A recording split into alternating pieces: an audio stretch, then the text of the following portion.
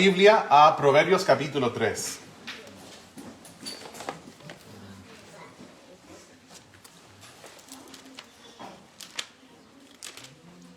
Proverbios capítulo 3, nuestro texto va a ser los versículos 5 hasta el 10.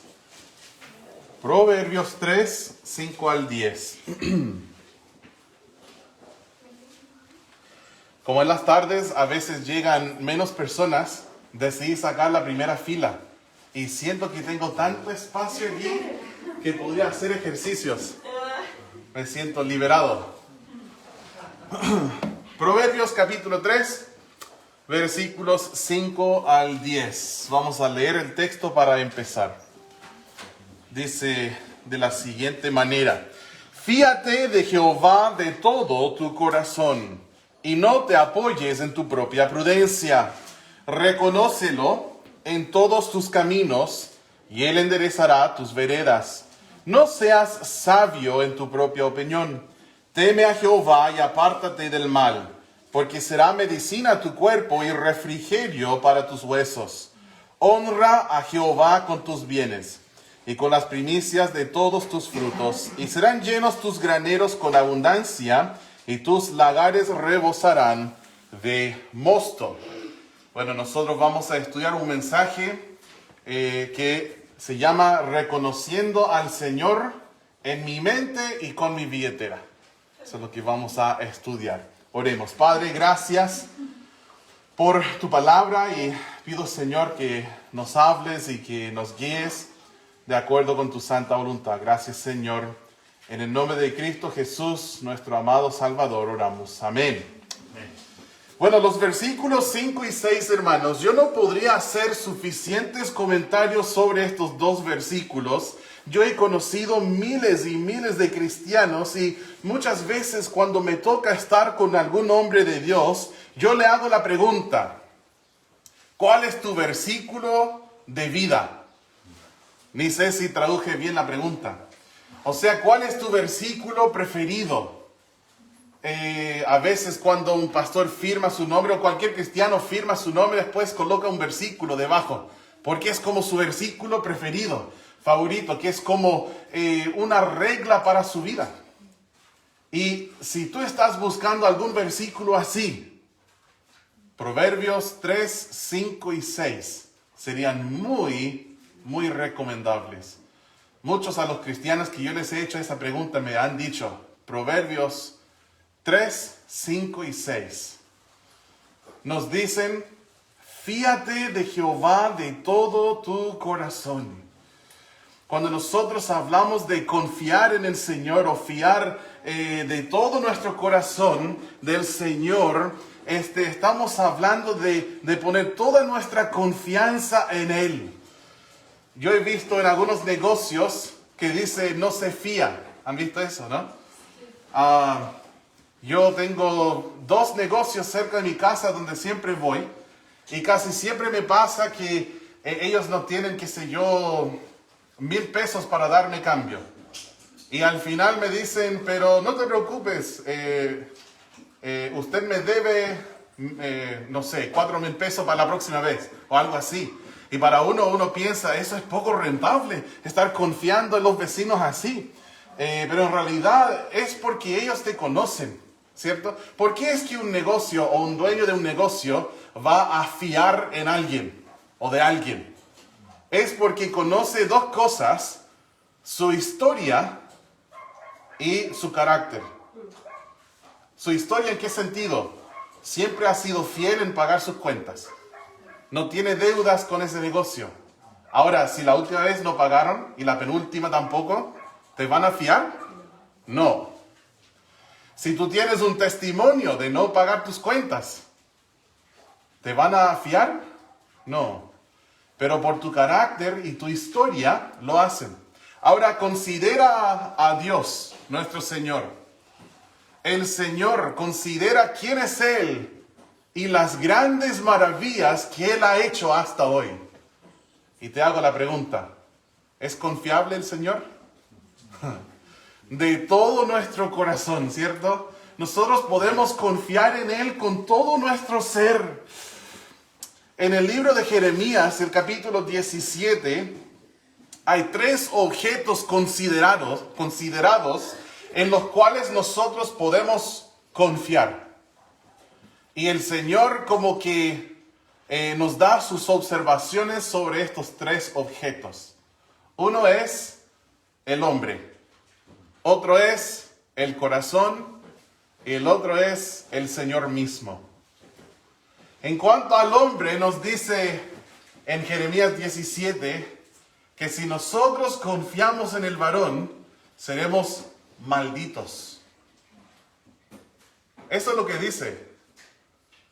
Después, hablando de nuestro corazón, dice que el corazón, ¿cuál es la palabra, el adjetivo que Dios usa para describir nuestro corazón? Engañoso. Más que sobre todas las cosas. ¿Debemos confiar en el corazón? No. Pero después nos dice, ¿cómo seremos si confiamos en Jehová? Benditos.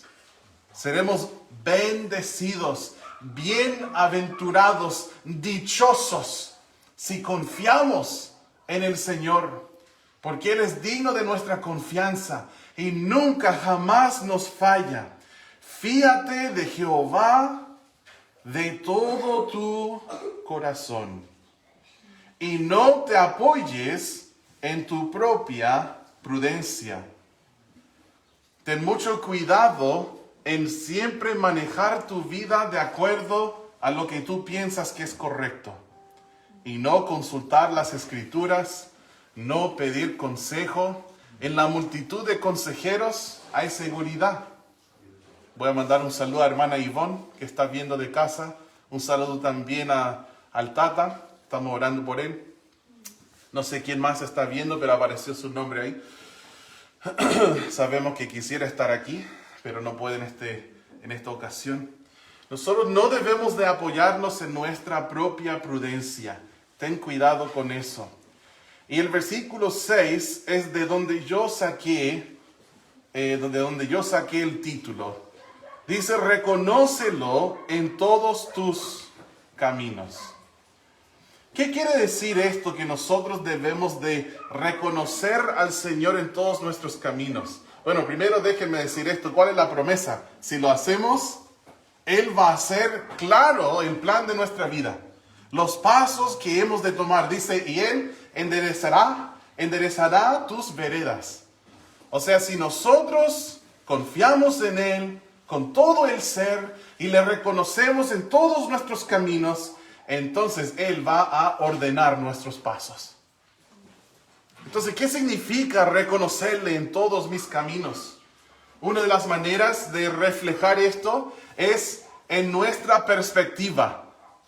¿Cómo miramos, cómo observamos las cosas de la vida? Todo lo que me sucede, ¿cómo lo interpreto? Porque algunos dirían, oh, qué suerte tienes. ¿Han escuchado eso, cierto? Oh, qué suertudo. Suertudo es una palabra, ¿no? Qué suerte. Ahora tengo miedo después de haber dicho cachurreo en la mañana y todos se burlaron de mí. Toda la tarde llorando porque me estaban haciendo bullying. Algunos atribuyen a la suerte las cosas. ¿Pero es esta la perspectiva correcta? No. Debemos reconocer al Señor en nuestros caminos. O algunos, no sé, salen de paseo y miran la hermosura, un lago, un cerro o un desierto, qué sé yo, un bosque y dice, gracias Madre Tierra.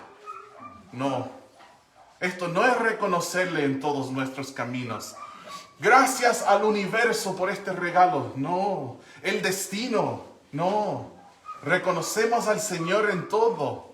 Nuestro Dios es soberano. Si vamos a dar gracias por la creación que da testimonio de nuestro gran Dios, vamos a dar gracias al Creador, no a una entidad que no existe. No hay Madre Tierra, solo hay Padre Celestial.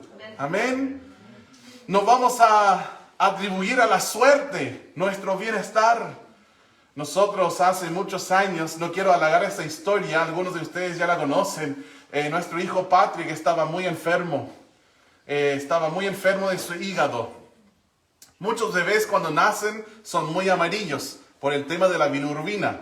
Y eso es porque en el vientre ellos dependían mucho del hígado de la mamá. Y cuando nacen, como que su hígado es un poco lento para empezar.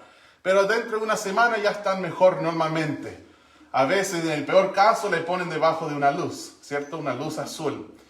Lamentablemente con Patrick no fue así. Él no se pudo sanar. Pasaba una semana tras otra, docenas y docenas de tomas de sangre. Y por más de 6 meses él estaba amarillo. Y al final nos dijeron que no estaba funcionando su hígado como correspondía. Y que él tenía hepatitis, algún tipo de hepatitis. Y nosotros oramos mucho por él. Y tomamos, como yo dije, docenas de exámenes de sangre. Y finalmente nos dijo una especialista en Coyhaique, nos dijo, tienen que irse a Santiago. Porque aquí no tenemos lo que necesitan. Necesitan ver un gastroenterólogo infantil y no tenemos. Así que nosotros ahorramos y compramos pasajes para viajar a Santiago y llevarle a un doctor. Y nos dijeron, antes de llegar tienen que llevar unos exámenes frescos, tomados como unos días antes del viaje. Lo hicimos en la Mutual. Llegamos a Santiago y llegamos al doctor, pero el doctor, wow, el doctor muy bueno nos dijeron. Donde pagas con un ojo, ¿ya? En la clínica Las Condes. Y llegamos entonces a nuestro hijo y vamos al gastroenterólogo infantil que tenía como renombre. Y él pone a Patrick arriba de su mesa, lo examina, haciendo muchos sonidos. Puedo ver sus exámenes, revisa los exámenes y nos sienta. Y nos dice, tengo que decirles 2 cosas. Una, este niño está 100% sano. 2, este es un error de laboratorio. Quiero hablar de esta frase, error de laboratorio. El niño era como un zapallo por 6 meses de su vida. Luz azul, muchos exámenes de tomas, exámenes de la Mutual, exámenes del mismo hospital, siempre adulterados, ya con su bilirrubina. Pero algo pasó los días antes del viaje, empezó a cambiar su color y nosotros le mirábamos y pensamos, nosotros pensamos, ¿qué le está pasando al niño? Y los ojos ya en ese entonces empezaban a engañar. Como que tú le mirabas y decías, ¿está amarillo? ¿Hasta dónde está amarillo? ¿Hasta las rodillas? ¿Hasta su cintura? ¿Hasta dónde llega lo amarillo? ¿O ya no es amarillo? Puede ser la luz. ¿O es porque es luz natural? ¿Está amarillo o no? Y uno se engaña. Es difícil esa etapa. No sé si lo han pasado, pero nosotros sufrimos bastante durante ese tiempo.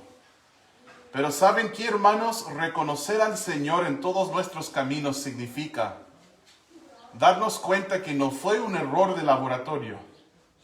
Estos exámenes, como las docenas de otros exámenes que habíamos hecho, eran de este niño y Dios le había sanado.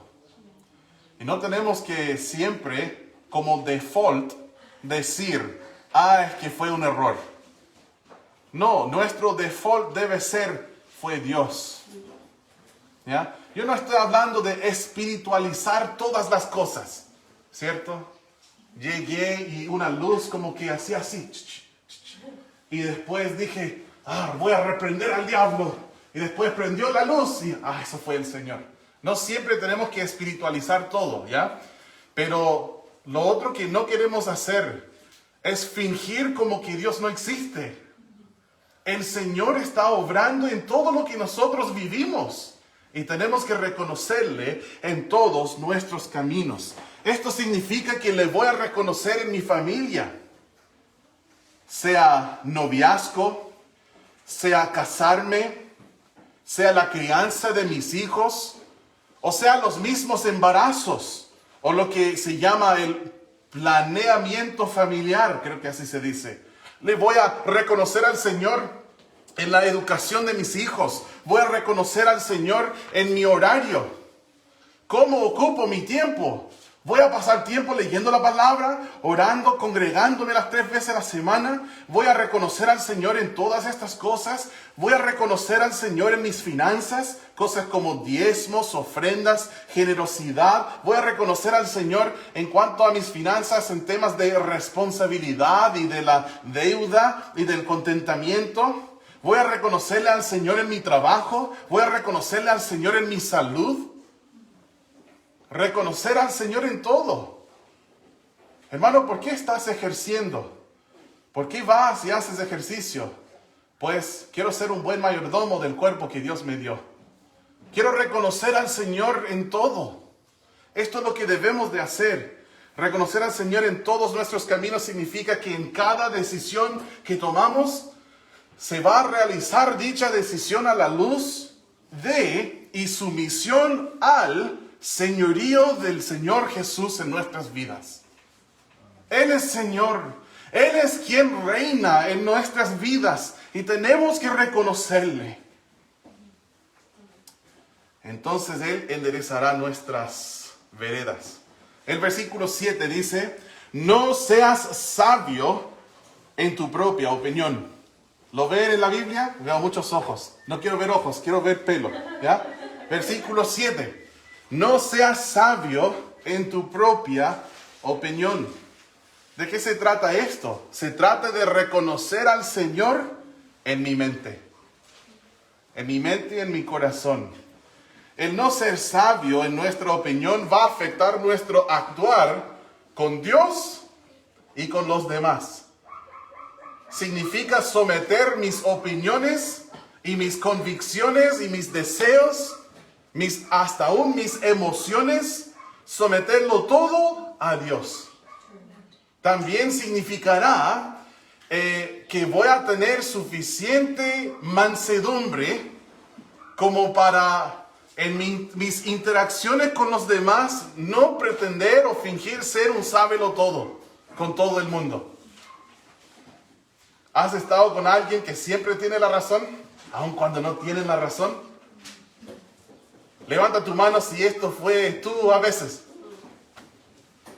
Entonces, no ser sabio en mi propia opinión significa no tener soberbia acerca de mis opiniones. No tener un concepto más alto de mí del que debo de tener. Creer que mi capacidad de razonar y sacar conclusiones lógicas es superior a todos los demás. Por lo cual siempre tengo la razón.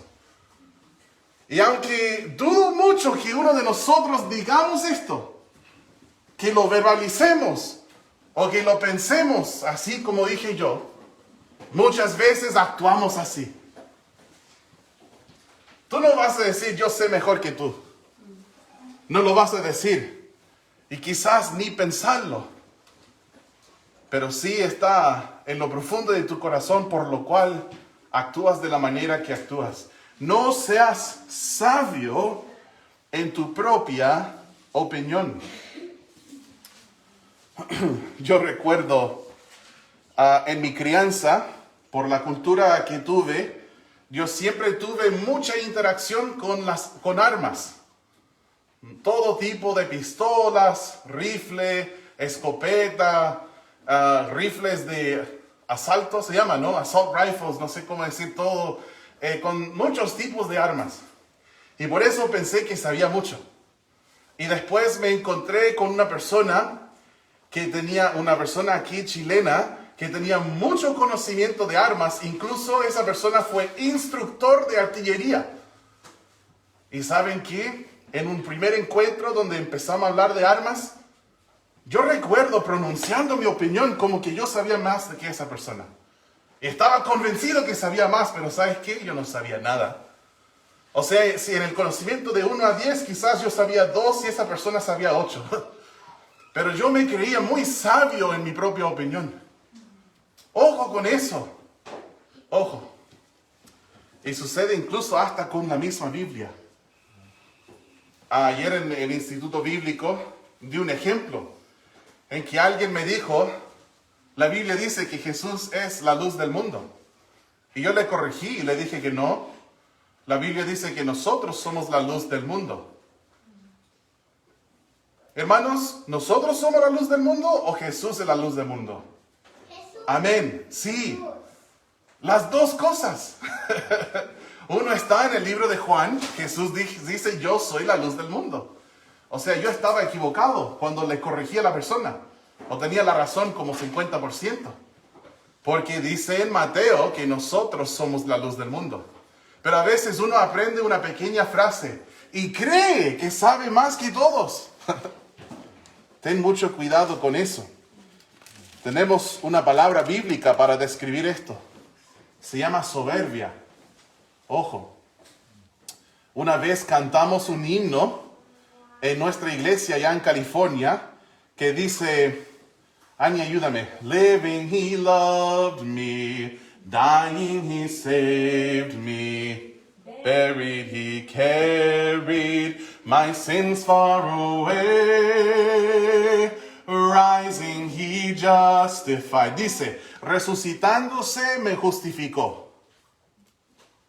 Y yo recuerdo, dije, esa frase en el himno no es bíblico.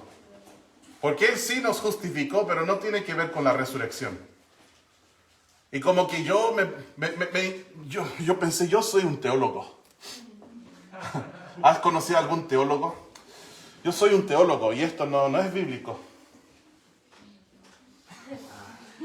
Después un día estoy leyendo Romanos capítulo 4 en mis devociones. Y llego a este versículo, escúchenlo. El cual fue entregado por nuestras transgresiones y resucitado para nuestra justificación. Me sentí tan pequeño en ese momento. Solo fui yo y Dios, nadie más. Y me sentí como el más pequeño en todo el mundo. Porque incluso había hecho comentario a un hermano de la iglesia. Esa línea en el himno no es bíblico. Después tuve que ir y pedir disculpas. Sabes que yo me equivoqué. Pero no solo es el tema de equivocarse. Es una actitud de creer que lo sabes todo. Cuando estás apenas empezando. No seas sabio en tu propia opinión. Tenga cuidado, por favor, hermano, con este tema. Después dice, bueno, quería hacer ese comentario también. ¿Cuál es el problema más grande en cuanto a ser sabio en mi propia opinión? Es que yo estoy confiando en yo, en vez de confiar en el yo soy. Cuando debo de estar fiándome de Jehová de todo mi corazón, estoy confiando en mi propia opinión. Este es el problema en cuanto al ser sabio en la propia opinión de uno. Debemos de reconocerle al Señor, decidir, voy a reconocer al Señor en todos mis caminos, incluso en mis opiniones, en mi mente y en mi corazón. Después dice, teme a Jehová y apártate del mal. No es por casualidad que Dios juntó esas dos frases, temer al Señor y apartarse del mal. La razón es porque cuando nosotros tememos al Señor, entonces nos apartamos de todo lo que desagrada a Dios. Y además, nosotros acercamos y hacemos lo que le agrada a Dios. Y cuando no, lo confesamos como pecado. Pero si tememos al Señor, nos vamos a apartar del mal. El temor de Jehová es aborrecer el mal, dice Proverbios 8:13. La soberbia, la arrogancia, el mal camino y la boca perversa aborrezco. El temor de Jehová es aborrecer al mal. Proverbios 16:6 dice, con misericordia y verdad se corrige el pecado, y con el temor de Jehová los hombres se apartan del mal. Si nosotros tememos al Señor, nos apartaremos del mal.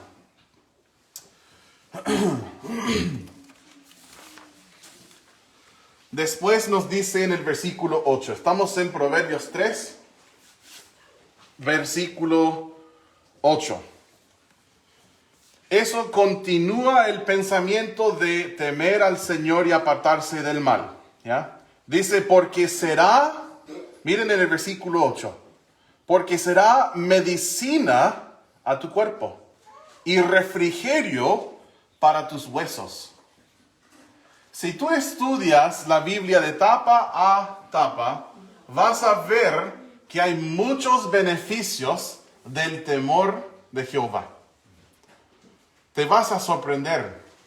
De hecho, tengo un estudio que di en la iglesia hace como 6, 7 años atrás acerca del temor de Jehová y todos los beneficios que hay para uno. Uno de los beneficios es obvio porque acabamos de leerlo. Es medicina para tu cuerpo. En Proverbios dice que el camino de los transgresores es duro. La vida de vicio es una vida difícil. Ahora, si nosotros hablamos de cualquier vicio, hablemos de comer demasiado, de comer más de lo que te corresponde. ¿Cuál es el resultado? Después el sobrepeso, después la obesidad mórbida. Y cualquier médico, si tú le preguntas acerca de eso, te va a decir que necesita bajar de peso, si uno está sobrepeso. ¿Por qué? Cualquier porcentaje de problemas que puedes tener, digamos que en tu vida tienes un 10% de tener X enfermedad. Si tú eres obeso, ese 10% sube a un 30%. ¿Ya? Entonces, cuando yo temo al Señor, por lo cual me alejo de glotonerías, me aparto de mal, entonces ese temor al Señor resulta ser medicina para mi cuerpo.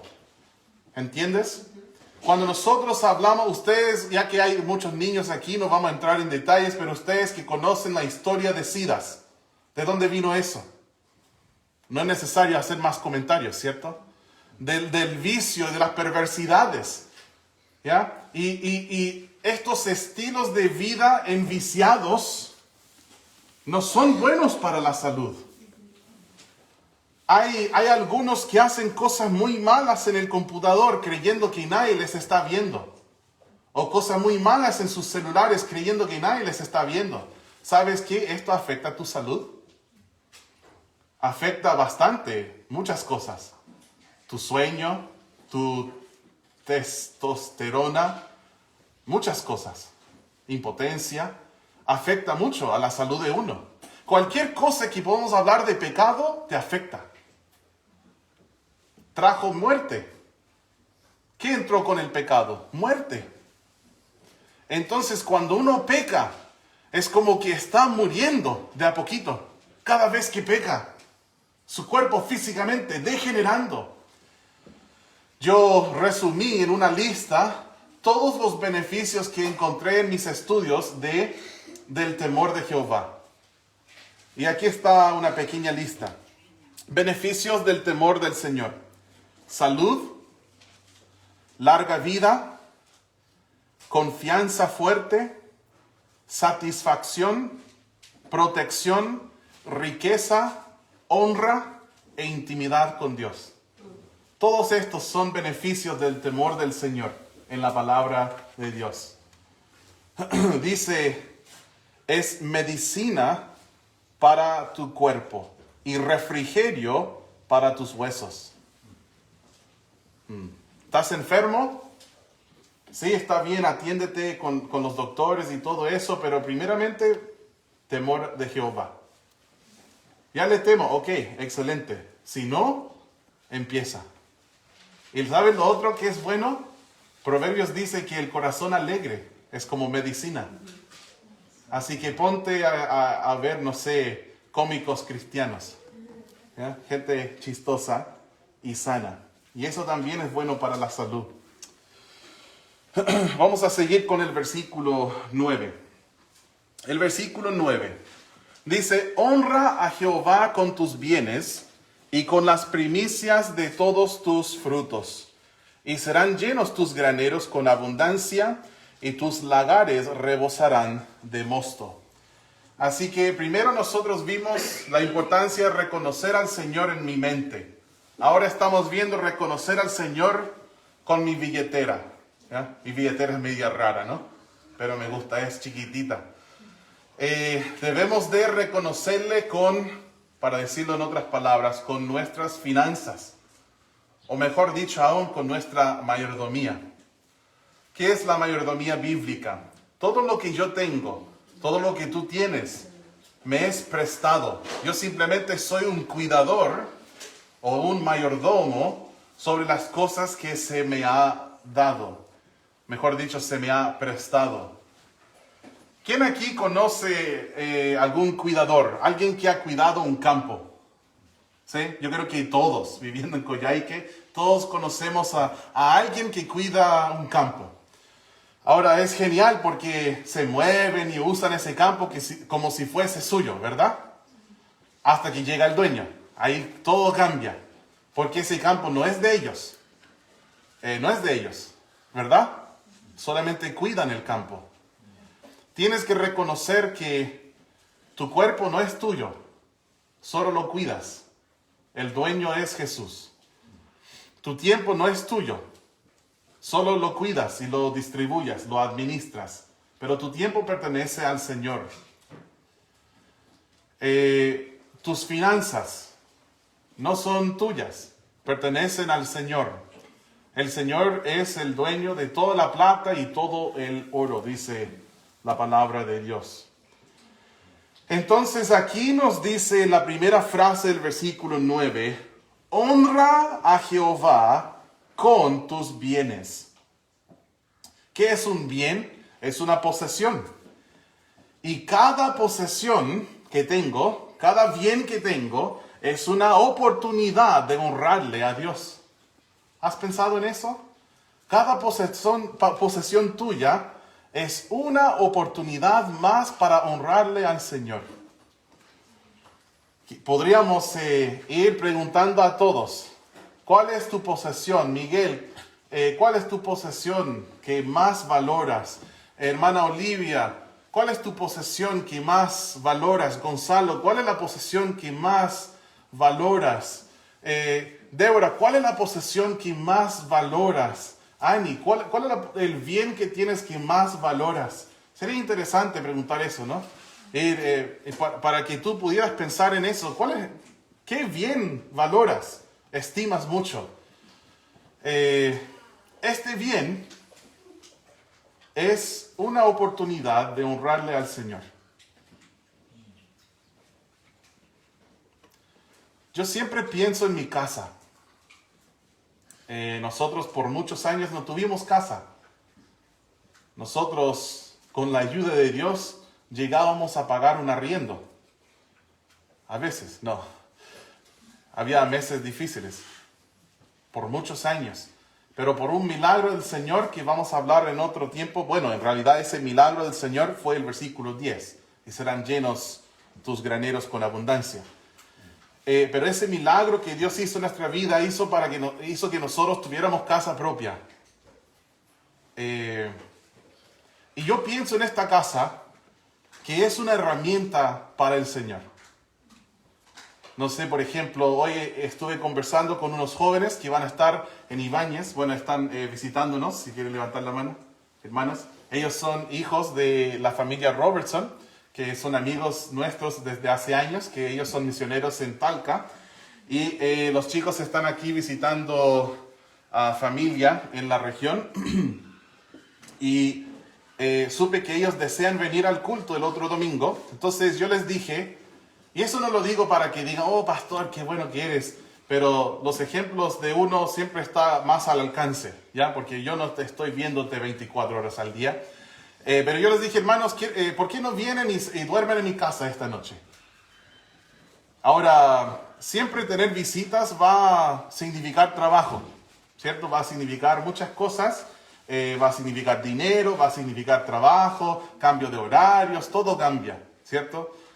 Significa que no puedes salir a tu living en calzoncillos, significa muchas cosas, ¿ya?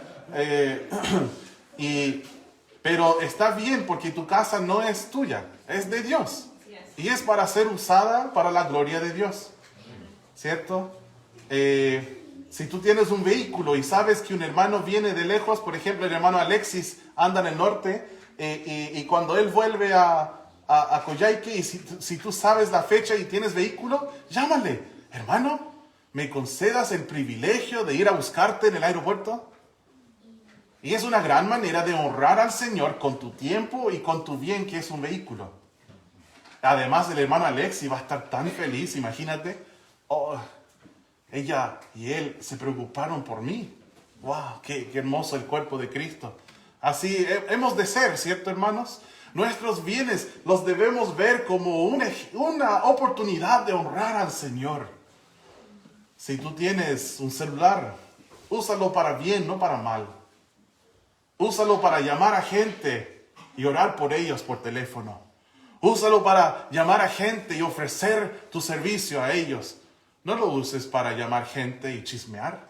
No lo uses para llamar gente y no sé cómo decir chew them out. Nacho, ¿sabes cómo decir eso?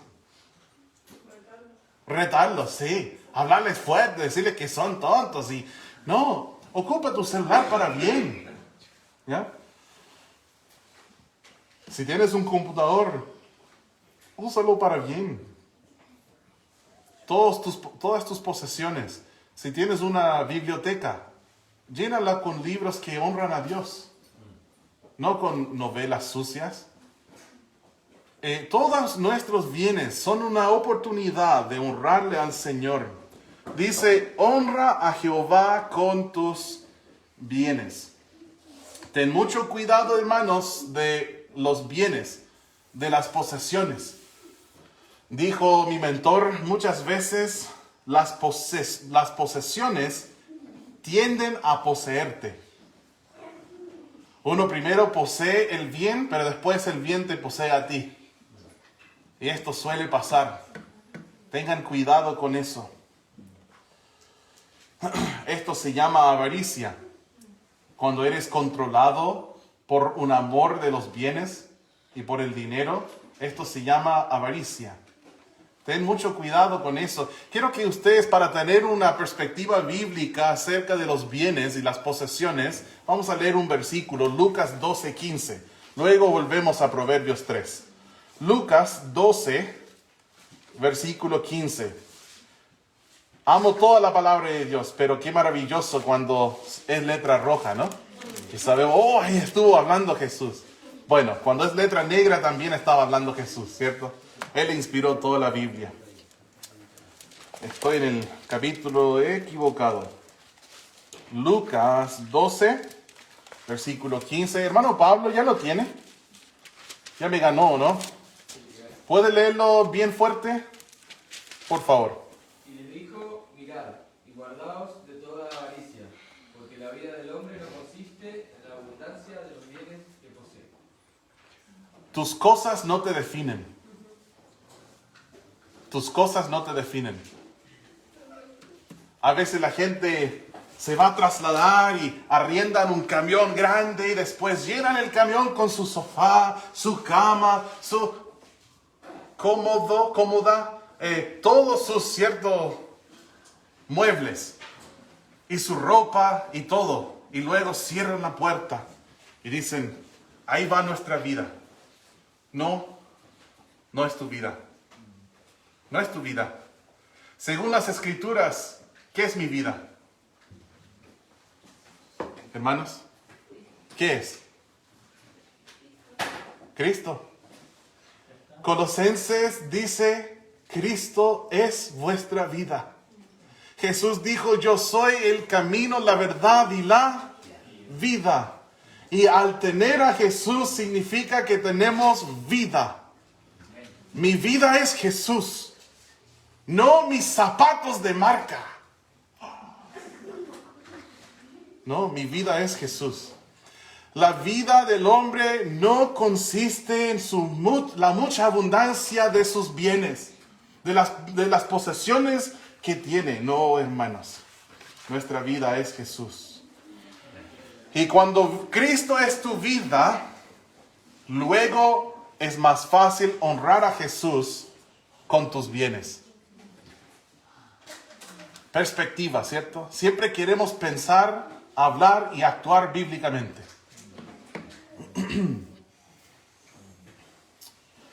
¿Cómo honrarle al Señor con mis bienes? Todo lo que tengo lo dedico a Dios. Mi casa será un centro de evangelismo y discipulado. Si compro cosas, que solo sean cosas que le honran. Si tú vas a comprar y agarras una botella de whisky para comprarla, pregúntate, ¿este bien, esta posesión, va a honrar al Señor?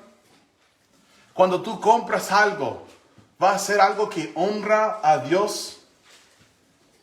Nosotros necesitamos honrarle con nuestra música, con nuestra ropa, con todos mis bienes. Ya basta de este sentir. Es mío, hago lo que yo quiero. Hago lo que quiero con las cosas que son mías. Nadie me va a decir nada de mis cosas. Tenemos que cuidarnos de esa actitud. Entonces dice, honra a Jehová con tus bienes, pero no solo con nuestros bienes. Vamos a seguir, versículo 9.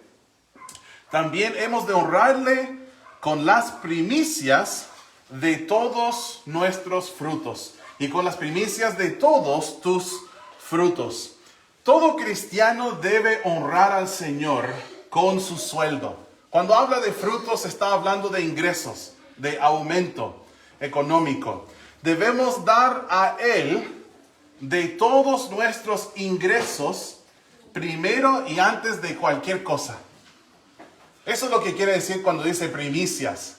Debemos honrarle al Señor con las primicias de todos nuestros frutos.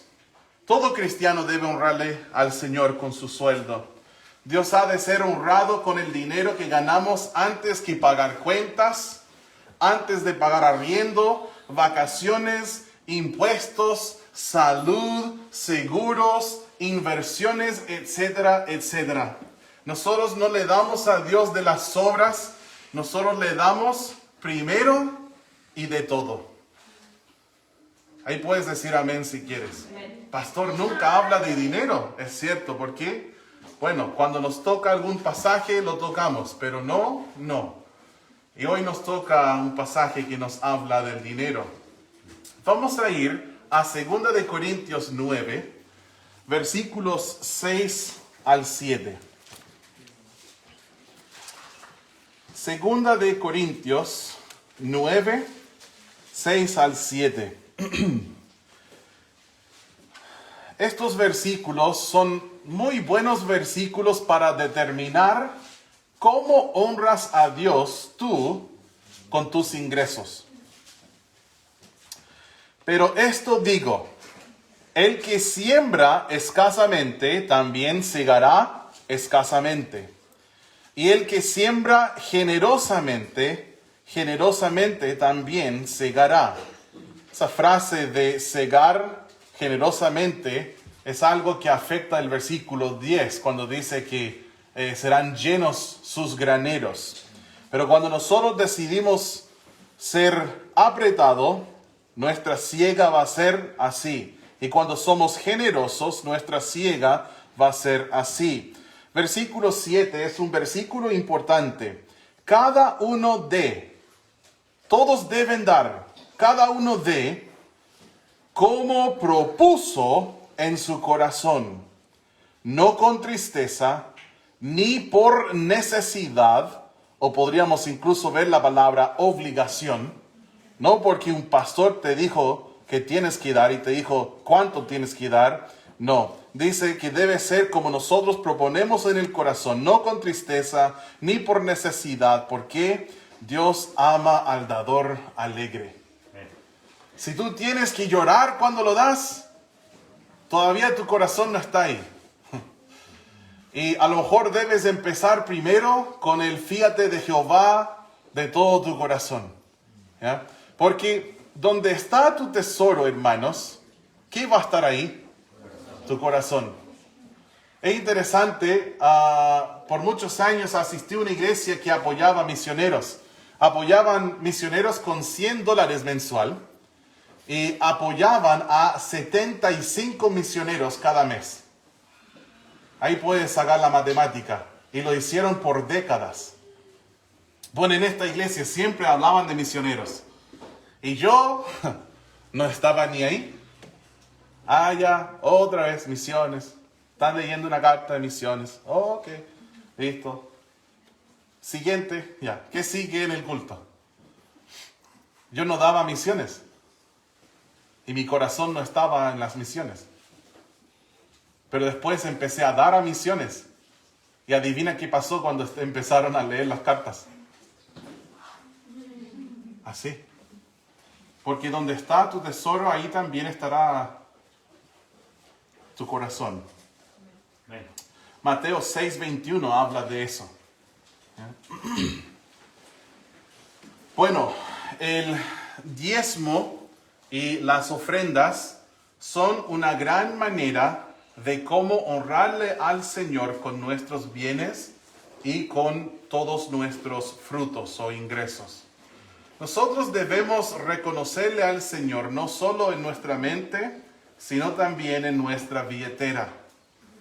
Es difícil pretender que honro a Dios con mi mente y corazón cuando no le honro con mi billetera. ¿Alguien llegó a Mateo 6? No lo iba a buscar, pero si alguien lo tiene, ¿lo podría leer? Miguel, hermano, por favor. Mateo 6:21. Porque donde está vuestro tesoro, allí estará también vuestro corazón. Amén. Vamos a volver a Proverbios 3 y el versículo 10. Habiendo honrado a Jehová con mis bienes, habiendo honrado a Jehová con las primicias. Primicias solo significa lo primero que cosecho. Entonces la cultura judía de aquellos días habrá sido, si cosechaban, qué sé yo, 100 sacos de papas, después le iban a honrar al Señor con los primeros sacos. ¿Ya? Ellos por ley tenían que dar diezmos y tenían que dar ofrendas. ¿Ya? Nosotros no lo hacemos por ley, lo hacemos voluntariamente por la gracia de Dios y porque uno lo propone hacer. Si tú en tu corazón no quieres hacerlo, es mejor que no lo hagas, ¿ya? Pero igual, si en tu corazón no quieres honrar al Señor con tus bienes o con tus posesiones y tus frutos, igual sería bueno mirar en el espejo y preguntarte por qué en mi corazón no lo quiero hacer. Sería bueno, sano, una evaluación, autoevaluación en este sentido. Entonces, honrando al Señor con mis bienes, honrando al Señor con las primicias de mis frutos, miren lo que dice el versículo 10. Y serán llenos tus graneros con abundancia, y tus lagares rebosarán de mosto. La idea del versículo 10 es que quiero tener cuidado porque tanto querer evitar a las predicaciones y el estilo de charlas de los estafadores y charlatanes que salen en la televisión o a veces en las redes sociales. Estos tipos como Cash Luna y otros que tanto dicen, si tú das, Dios te dará. Pero lo hacen porque quieren tu dinero. Sepan eso. Yo no recibo un sueldo aquí en esta iglesia. Entonces yo no quiero tu dinero. Y sepa esto también, Dios no necesita tu dinero, pero sí quiere tu corazón. Y donde está tu tesoro, ahí también estará tu corazón. Y ¿saben qué? Aun si yo recibiera un sueldo en esta iglesia, aún así no niega la verdad de la Biblia. ¿Ya? Así que lo voy a decir porque es bíblico. Cuando nosotros damos, luego experimentamos muchas bendiciones como resultado del dar. Solo pensando de manera lógica, ¿ya? Se me cayó la tapa, ensuciando mis pantalones. Ahí sí. Si yo tengo la mano así, como mano de guagua, hay dos problemas. Uno, no puedo dar. Y dos, no puedo recibir. Si tu mano está así, tampoco puedes recibir. Y no vamos a tener miedo de la verdad bíblica por los charlatanes. La Biblia dice en Lucas 6:38, dad y se os dará. La palabra de Dios lo dice. Ahora, nuestro motivo no es para recibir, jamás debe ser eso. Pero Tú pregunta a cualquier cristiano que honra al Señor con sus bienes, con todos sus bienes, y honra al Señor con las primicias de sus ingresos, sea diezmo, ofrendas, o sea como sea que esa persona lo llama, pero cada vez que le llega un cheque, honran al Señor con las primicias. Pregunta a cualquier cristiano y te prometo que te van a decir, no se arrepientan de hacerlo. Te van a decir que han disfrutado y gozado de las bendiciones del Señor como no te imaginas por haberlo hecho. Hay un versículo, quizás buen versículo de referencia. Si vayan a Malaquías capítulo 3, Malaquías 3, versículos 8 hasta el 11.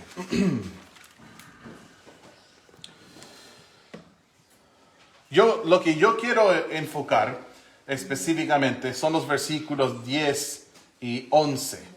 ¿Ya?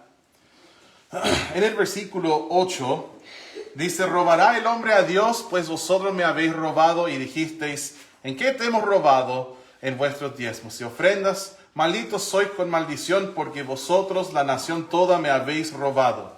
Ahora fíjate de cómo el Señor les habló acerca del diezmo y cuál iba a ser el efecto, recordando que en ese contexto era un tema legal.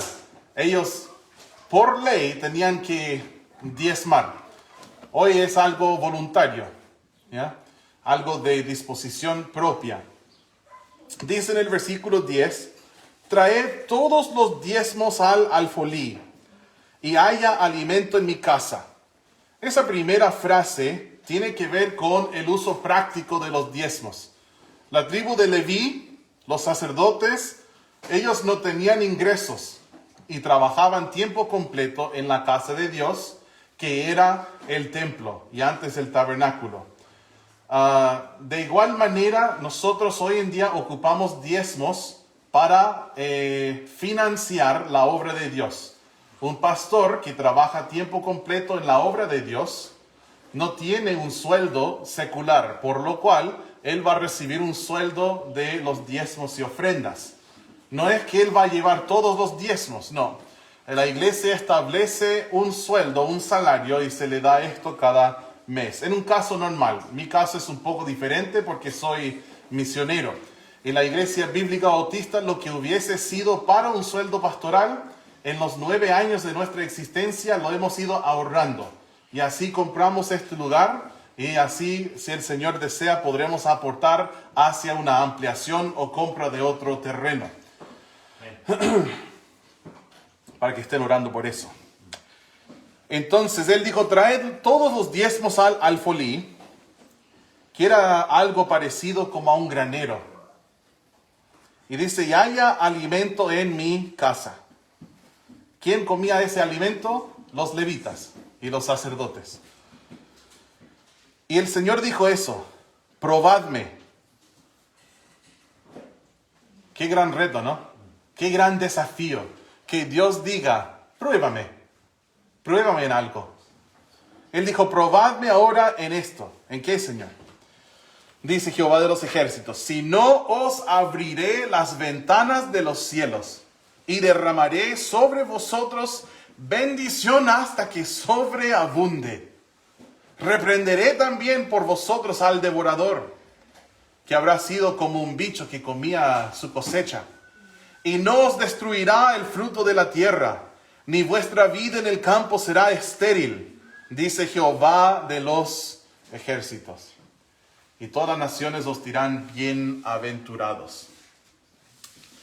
Qué bendición es poder honrarle al Señor, reconocer al Señor con mi billetera. Les recomiendo mucho hacerlo, hermanos. Lo que no va a pasar, ningún hermano va a llegar a tu casa tocando la puerta y preguntando, ¿y tu diezmo qué pasó? Nosotros no tenemos un registro de quién diezma o quién no diezma. De hecho, yo, si es posible, evito contar la ofrenda. Porque mejor está bien que otra persona lo hace. Yo quizás 1 o 2 veces al año tengo que hacerlo porque todos salen corriendo y nadie lo contó. Entonces, tenemos una regla en la iglesia, 2 personas tienen que contar. Entonces yo le digo a algún hermano, venga por favor, no hemos contado todavía. Y contamos. Y 2 personas tienen que firmar. Y no deben ser de la misma familia. Y es bueno que esté cambiando eso siempre. Tenemos que cuidar las finanzas de la iglesia. Esto es importante. Gracias a Dios, en este momento no hay ningún ladrón de que yo sepa en nuestra congregación. Pero a veces entran desconocidos lobos rapaces. Y tenemos que cuidar mucho a la iglesia de Dios. Por eso hemos establecido reglas acerca de las finanzas, para siempre cuidar los recursos del pueblo de Dios. Bueno,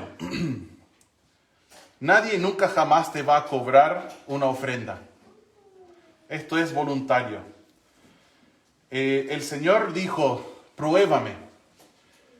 Yo incluso leí una historia de una persona que dijo, yo no sé si puedo diezmar porque no sé si me va a alcanzar para mis cosas, si lo hago.